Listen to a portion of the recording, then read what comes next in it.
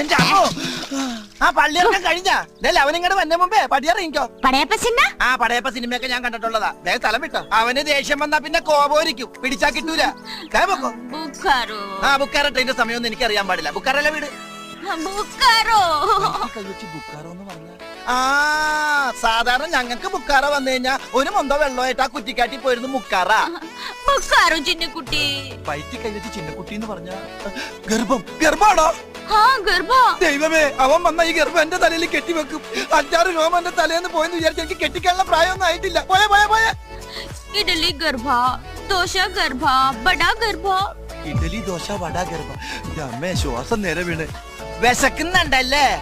ആ ഈ ഇഡ്ഡലി ദോശ ഗർഭം മേടിക്കാനായിട്ട് എന്റെ കയ്യില് പൈസ നൈ ഇല്ല.